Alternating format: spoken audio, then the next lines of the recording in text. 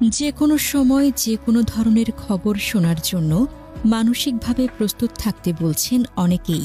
পরিস্থিতি আমাদের ধারণার চাইতেও ভয়াবহ, আমাদের কল্পনার চেয়েও অনেক বেশি গভীর, সংকটপূর্ণ।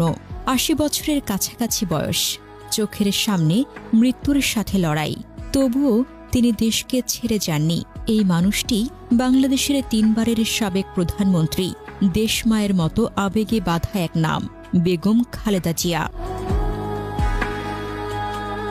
প্রধান উপদেষ্টা ড. ইউনূস যে স্বরে গভীর উদ্বেগ প্রকাশ করেছেন, শুধু তা থেকে স্পষ্ট সংকট সাধারণ নয়। প্রেস উইংয়ের বার্তায় তিনি দেশবাসীর কাছে দোয়া চান এবং বলেন, বেগম খালেদা জিয়ার চিকিৎসায় যেন কোনো ঘাটতি না থাকে। তিনি জাতির জন্য অনুপ্রেরণা, তার সুস্বাস্থ্য দেশের জন্য অত্যন্ত গুরুত্বপূর্ণ। এমন ভাষা সাধারণত ব্যবহৃত হয় না। এটি সংকটের তীব্র বার্তা। একটা জাতির অভিভাবক এখন শুয়ে আছেন সিসিইউ এর বিছানায়। এভারকেয়ার হাসপাতালের সিসিইউতে একদল দেশি বিদেশি বিশেষজ্ঞ দিনরাত লড়ছেন তাঁর জীবন বাঁচাতে। মির্জা ফখরুল ইসলাম আলমগীর আজ দুপুরে জানালেন, খালেদা জিয়ার অবস্থা অত্যন্ত সংকটময়। হৃদযন্ত্রের সংক্রমণ, ফুসফুসে সংক্রমণ, লিভার সিরোসিসের দীর্ঘস্থায়ী জটিলতা, ডায়াবেটিস, আর্থ্রাইটিস, কিডনি জটিলতা আর শ্বাসকষ্টের হঠাৎ আক্রমণ। বয়স প্রায় ৮০। শরীরের প্রতিটি অঙ্গ এখন লড়ছে নিজের শেষ লড়াটা।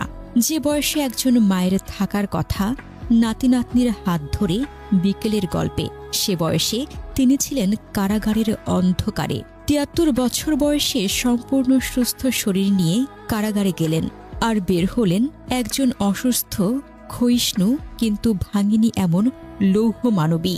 বেগম জিয়ার নিজের ভাষায়, দেশবাসী আমার স্বজন, আল্লাহ আমার ভরসা। স্বামীকে হারিয়েছিলেন মাত্র ৩৬ বছর বয়সে। জীবন তখন সম্পূর্ণ বদলে যায়। এরপর স্বৈরাচারের বিরুদ্ধে সংগ্রাম, গণতন্ত্রের জন্য লড়াই, ৩ বার প্রধানমন্ত্রী হিসেবে দায়িত্ব পালন, এমনকি বিরাট রাজনৈতিক চাপ, ষড়যন্ত্র, হামলা, অপমান, কিন্তু দেশকে ছাড়েননি কখনো। আজও বেঁচে থাকার লড়াইটা তিনি করছেন দেশের জন্য, মানুষের জন্য।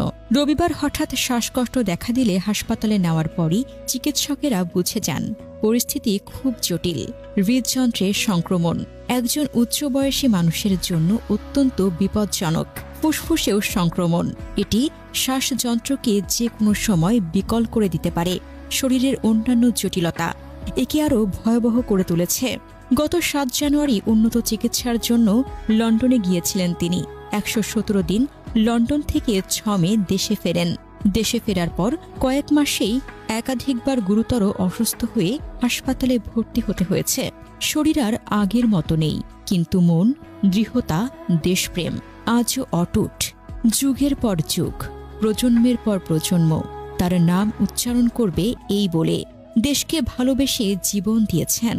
আজ তার শারীরিক অবস্থা সংকটময়, কিন্তু বেঁচে থাকা মানে এই জাতির জন্য আরেকটি আশীর্বাদ।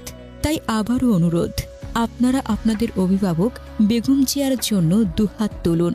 এই দেশ, এই মানুষ, তার জন্য দোয়া করুন। আল্লাহ তার উপর রহমত বর্ষণ করুন, তাকে সুস্থ করে আমাদের মাঝে ফিরিয়ে দিন।